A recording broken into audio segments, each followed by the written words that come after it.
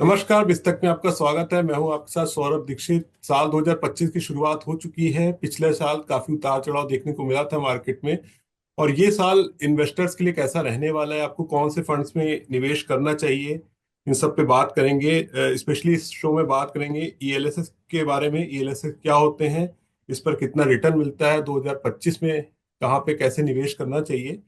तो इन सब पर बात करने के लिए हमारे साथ जुड़ चुके हैं विप्लव मंजूमदार सर जुड़ चुके हैं, प्लान योर वर्क के डायरेक्टर एंड फाउंडर हैं। इनसे इस पे बात करेंगे। सर, आपका बहुत बहुत स्वागत है और आपको नए साल की बहुत बहुत शुभकामनाएं। धन्यवाद सौरभ जी। आपको भी नया साल बहुत बहुत खुशियां लेके आए। सो धन्यवाद जी। सर, तो अब साल शुरू हो चुका है, तो इन्वेस्टर्स का तो वही रुझान रहता है कि कैसे ज्यादा से ज्यादा जो है हमें रिटर्न मिले, अच्छा मुनाफा हो। तो जी एएलएसएस के बारे में सर बात करना चाहेंगे। तो पहला सवाल सर ये कि एएलएसएस होता क्या है और इस पर कितना रिटर्न मिलता है।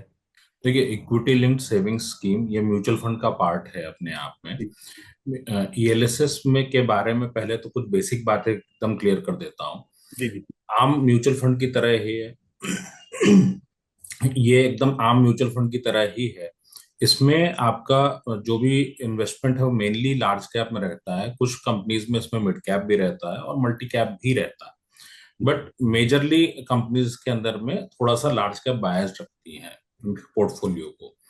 जो भी म्यूचुअल फंड इसमें आप यूनिट्स खरीदते हैं वो 3 साल के लिए लॉक हो जाता है और इसके ऊपर आपको टैक्स सेविंग बेनिफिट मिलता है ओल्ड टैक्स रिजीम में। न्यू रिजीम में इसके ऊपर कोई बेनिफिट नहीं मिलना है किसी भी तरीके का। दूसरा पार्ट ये आता है, आप इसमें लमसम इन्वेस्ट कर सकते हैं, एसआईपी कर सकते हैं, किसी भी फॉर्म में आप इन्वेस्टमेंट इसमें कर सकते हैं।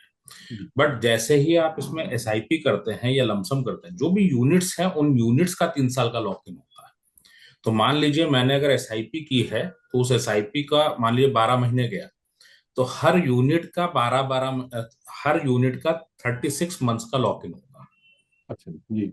तो आज अगर आपने एसआईपी शुरू की है तो आपको अगर विड्रॉ करना है तो 4 साल के बाद आप पूरा विड्रॉ कर पाएंगे, या हर महीने जितनी यूनिट्स फ्री हुई उसको आप विड्रॉ करें।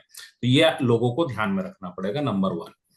दूसरा, ईएलएसएस अपने आप में बहुत पॉपुलर है। इंडिया में जितने भी टैक्स सेविंग स्कीम्स हैं उन सभी की अगर मैं बात करूं तो सिर्फ ईएलएसएस है जिसमें आपको 3 साल का लॉक इन मिलता है। बाकी सभी में आपका मिनिमम 5 इयर्स का लॉक इन रहता है। जी तो इस तरह से ये एक अट्रैक्टिव स्कीम है। नॉर्मली अगर आप देखिए तो 12 से 15% का रिटर्न आराम से मिल जाता है। हाँ, ये जरूर है कि 3 साल के अंत में जब आप विड्रॉ कर रहे हैं, अगर मार्केट आपको लगता है कि गिरी हुई है तब आप विड्रॉ ना करें, आप थोड़ा वेट कर लें उसके लिए।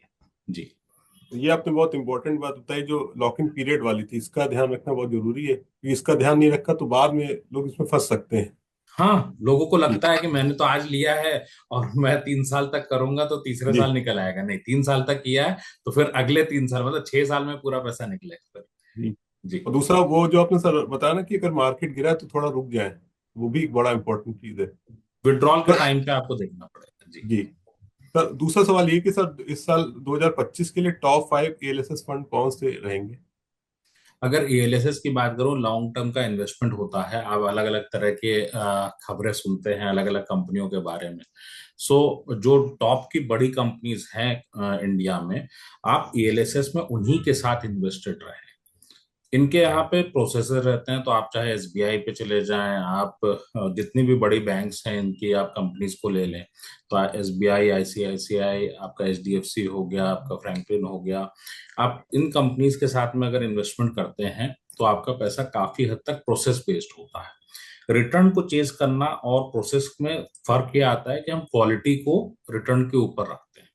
दूसरा, कोई कंपनी अगर आपको इमीडिएटली 1 साल में बहुत अच्छा रिटर्न दे रही है, 30%, 40%, 50%, तो आपको उसको अवॉइड भी करना चाहिए। तो जी टॉप की बजाय यहाँ पे मैं ये बोलूंगा कि आप मिड के साथ चलिए, और जो प्रोसेस बेस्ड है तो वो आपके फालतू के रिस्क नहीं लेते, क्योंकि आपका पैसा लॉन्ग टर्म के लिए रहता है। और जो मेरे ख्याल से जो सौरभ जी आपकी ऑडियंस है वो भी बहुत हाईली अवेयर नहीं होती है। जी तो जी। रिस्क एडजस्टेड रिटर्न लें, ज्यादा बेहतर है। रिस्क जितना ले रहे हैं उसके अकॉर्डिंग। तो बड़ी कंपनियों के साथ आप रहेंगे तो ज्यादा बेहतर है, और जो पुराने फंड्स हैं उन पे रहें। जी। जी सर, एक चीज ये भी जानना चाहेंगे, पीपीएफ है या ईएलएस है, इन दोनों में से बेस्ट टैक्स सेविंग ऑप्शन कौन सा है। देखिए, पीपीएफ किस केस में फायदेमंद है? मान लीजिए मेरा पीपीएफ मैच्योर होने वाला है 2 साल में, 3 साल में, तो मैं पीपीएफ में चला जाऊं, मेरे को लिक्विडिटी मिल जाएगी। लेकिन अगर मैं रिटर्न के पर्पज से देखूंगा तो फिर मेरे को ईएलएसएस ज्यादा अच्छा रिटर्न देगा। ईएलएसएस आपको इंडिया की इकोनॉमी, जीडीपी प्लस इन्फ्लेशन का रिटर्न देगा। तो अगर आप जीडीपी को आप 5-6 भी मान लीजिए, आप इन्फ्लेशन को भी 6% मान लीजिए, तो आपको लगभग 11-12% का रिटर्न कहीं नहीं गया। तो इस एक्सपेक्टेशंस के साथ अगर आप जाते हैं, और चूंकि आपका 1.25 लाख तक का कैपिटल गेन टैक्स फ्री है, तो ये पैसा आपको टैक्स फ्री होके मिल जाएगा। तो उस कंडीशन में ईएलएसएस ही सूट करता है लोगों को, जो रिस्क अवर्स हैं, जो रिस्क नहीं लेना चाहते, वेल्थ बना चुके हैं, प्रिजर्व करना चाहते हैं, उनके लिए पीपीएफ ठीक है, जिनकी मेच्योरिटी कम समय की है। लेकिन अगर अभी अगर पीपीएफ स्टार्ट करना हो 15 साल के लिए, तो वेल्थ बनेगी नहीं, वेल्थ डूबेगी पीपीएफ में। जी। तो बहुत आसान तरीके से बता दिए, लोगों को काफी से मदद मिलेगी जी। सेलेक्ट करने में। सर एक चीज ये भी जानना चाहिए, अगर ईएलएसएस की बात करें तो ये ईएलएसएस म्यूचुअल फंड ने पिछले सालों में कैसा रिटर्न दिया है इन्वेस्टर्स को? सौरभ जी, रिटर्न इसमें बहुत अच्छे दिए हैं। सो अगर मैं बोलूं, किसी ने 50 भी दिया है, किसी ने आपका 25% का रिटर्न भी दिया है, जी। आपका 15% का भी रिटर्न है। ऑन एन एवरेज आप जो टारगेट मान के चलें, आप 13-14% का रिटर्न आराम से एक्सपेक्ट कर सकते हैं इन जी। फंड से। तो ये अच्छा रिटर्न दिया, काफी अच्छा रिटर्न है तो। सर अब जैसे जितने नया ऑप्शन साल। जी। जी जितने सर। ऑप्शन आपके पास में हैं आज जी। मार्केट में, उनमें ये ईएलएसएस सबसे अच्छा है। आपके लोगों से एक और राय बोलना चाहूंगा, ईएलएसएस से रिलेटेड बात हो रही है तो टैक्स सेविंग करने से पहले चेक कर लें कि उनको न्यू रिजीम और ओल्ड टैक्स रिजीम, दो रिजीम्स उनके पास में है। जी। आप ओल्ड टैक्स रिजीम में सारे तरह के इन्वेस्टमेंट करेंगे, न्यू रिजीम में आप कोई इन्वेस्टमेंट नहीं करेंगे। आपने ओल्ड रिजीम में कैलकुलेट कर लेना है कि सारे तरह के इन्वेस्टमेंट्स करने के बाद, सारे प्रोविजंस का फायदा लेने के बाद टैक्स लायबिलिटी कितनी बन रही है। और न्यू रिजीम में आप चेक कर लीजिए कि विदाउट टैक्स सेविंग आपकी क्या कितनी लायबिलिटी बन रही है टैक्स देने की। जी। अगर आपको टैक्स लायबिलिटी न्यू में कम आए, तो न्यू ऑप्शन चुनिए। ईएलएसएस में खाम का पैसा क्यों ब्लॉक करना? फिर आप लार्ज कैप ले सकते हैं। जी। सो ईएलएसएस में इन्वेस्ट करने से पहले ये चीज जरूर चेक कर लें। ये आपने बहुत सही अच्छी बात बताई। पर जो ये नया साल शुरू हुआ है, इसमें इन्वेस्टर्स को आप क्या कहेंगे कि कौन सी ऐसी बातें जो ध्यान रखें इस साल इन्वेस्टर्स? देखिए, एक शेयर बाजार में हम लोग जब निवेश करते हैं तो हम फ्यूचर की अर्निंग्स को देखते हैं, कॉर्पोरेट के अर्निंग्स को। जी। और जैसा कई म्यूचुअल फंड के जो सीआईओज हैं, उनका जो कहना है, ऑलरेडी हम लोगों ने काफी सारी अर्निंग्स में देखा कि अर्निंग्स में डिप भी आई और बाजार ने काफी रिटर्न दिया। तो ऐसी रिटर्न की उम्मीद ना करें जो आपने पहले देखा है। अब आप एक, मतलब आप अपने जो एक्सपेक्टेशन है उसको मॉडरेट कर लें। और अगर ये आप मान के चल रहे हैं कि स्कीम है खाली एक रिटर्न देती जाएगी, तो इससे बचने की जरूरत है। तो आपको अगर कोई भी पैसा आप शेयर बाजार में या म्यूचुअल फंड में तभी इन्वेस्ट करें इक्विटी में जो 5 साल छोड़ सकते हो, अदरवाइज ना करें। और आखिरी सवाल इसी से जुड़ा हुआ कि ये साल जो है इन्वेस्टर्स के लिए कैसा रहने वाला है? सर, इन्वेस्टर्स के लिए अच्छा ही रहने वाला है, अगर वो लॉन्ग टर्म के इन्वेस्टमेंट इन्वेस्टर है तो। अगर जी। शॉर्ट टर्म के हैं, अगर आपको 2 साल 3 साल में पैसा विड्रॉ करना है, तो आज विड्रॉ करना बेटर जी। अच्छा है। तो जी। एक सवाल और है, ये लास्ट सवाल है हमारा, कि ये इस साल कौन सा थीमेटिक फंड है जो चलेगा? कौन सा थीमेटिक फंड है जो चलेगा?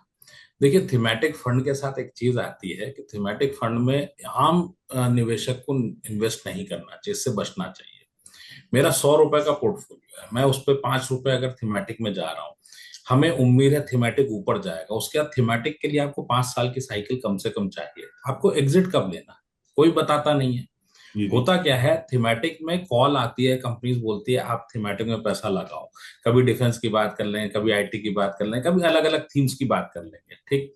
लेकिन जब वो ओवर वैल्यूड हो जाएगा या उसमें रिटर्न बन चुका है, तो आपको कोई नहीं बताने वाला है। तो उस वक्त अगर विड्रॉ करने का आपको सेंस नहीं है, आपको नहीं आता कि हम कैसे विड्रॉ करें, तो फिर थीमेटिक से आम निवेशक को बचना चाहिए, क्योंकि थीमेटिक में रिटर्न बनने पे आपको निकलना भी जरूरी है। जी। सर आपने बहुत ही आसान शब्दों में, आसान भाषा में बताया कि इन्वेस्टर्स को क्या करना चाहिए, कौन से फंड्स में जाना चाहिए और कैसे बचना चाहिए। और इससे इन्वेस्टर्स को निवेश करने में काफी हेल्प मिलेगी और रिटर्न भी अच्छा ले पाएंगे। और जो आपने स्टार्टिंग में लॉक इन पीरियड वाली बात बताई थी, वो भी काफी इंपॉर्टेंट है, उसका भी बहुत ध्यान जी। रखें। तो सर आपने हमें बिस्तक को समय दिया और इतनी इंपॉर्टेंट बातें बताई, आपका बहुत बहुत शुक्रिया। बहुत बहुत धन्यवाद। धन्यवाद।